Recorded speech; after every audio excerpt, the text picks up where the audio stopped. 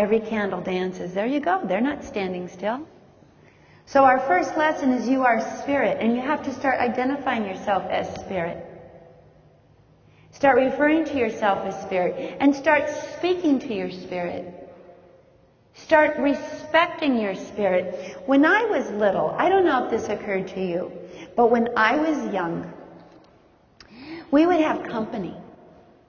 And whenever we would have company, we had to prepare. We had to clean the house, and we had to get out the best dishes and set the table and light the candles and put on our best clothes. Do you remember that? And you got ready for company. And you had to put on your best behavior and be very excited and show your best. And yet I think that the best way for you to embrace your spirit is to get ready for company. Because you have a Holy Spirit coming in. And are you embracing that spirit as the good company that it is? Or do you have the go away sign up? A lot of people do. Go away, I'm busy. See, if you just made that shift, do you know that if you leave with just that shift, you'll have spent the evenings very well spent?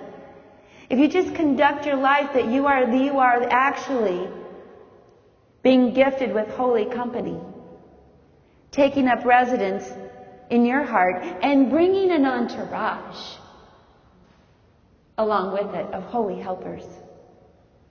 And it's up to you simply to prepare and to be your best, to bring your best consciousness forward. That alone would change your life. Do you know that alone would change your life? Would you say the way you conduct yourself and the way you think and the way you behave and the way you speak and the way you focus and the things you dwell on are worthy of holy presence? It's embarrassing. And yet that's the first spirit lesson. You have been blessed with holy presence. From the time you took your first breath, that was holy presence. And that's something we need to learn. You know, this beautiful church really is just a symbolic, external embodiment of the body, being the container of the Holy Spirit. And that's a stretch for us. We can't quite get our hands around it. We can't quite get our imaginations around it. We can't quite believe it. We've been infected and afflicted with the frequency and the fallacy of shame. And so our first healing is to know that the Holy Creator breathed the Spirit of holiness into you. So you don't get holy, you are holy. You don't have to do something. You just have to witness what's true inside you presently.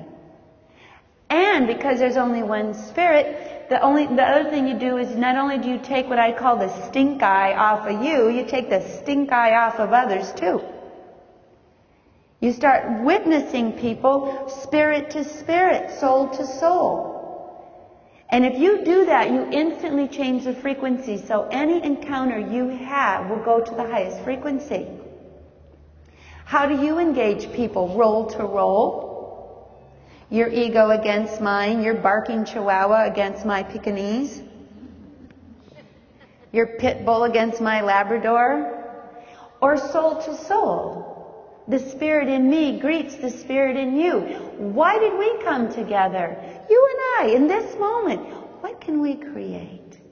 I know it's going to be good. I know it's going to be good. You just shift that. It's like you just shift. So it's not a matter of learning a lot of things. Actually, you need to empty your brain. And you need to wake up, which is to the second soul lesson, which is you have to feel. We create through feeling, not thinking. That's another soul lesson. You don't create through thinking. Thinking is the ego mind. You don't create through thinking. You create through feeling. And every one of you has already done this. You are a creator. Bless your mess, you are a creator. You've created something already. So I'm going to ask every one of you to start by thinking about what's your best creation so far. We have to remember we are creators. We're not learning something. We know how to do it. We just don't know how to do it very well. Not very consistently anyway.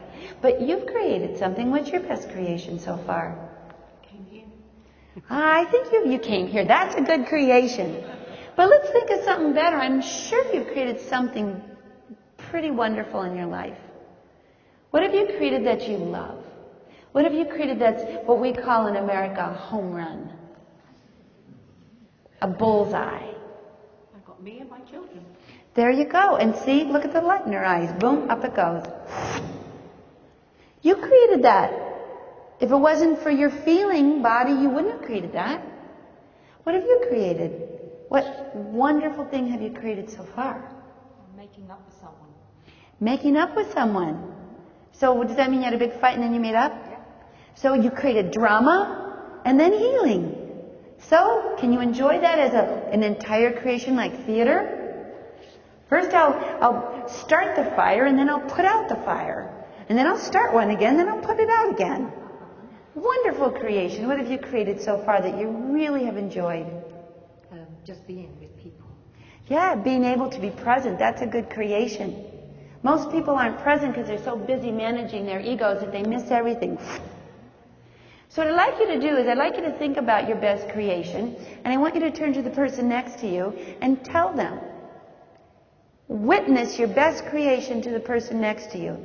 Tell them, this is what I've created that I absolutely adore. It's only one of many, but let me tell you my best. Just take a minute.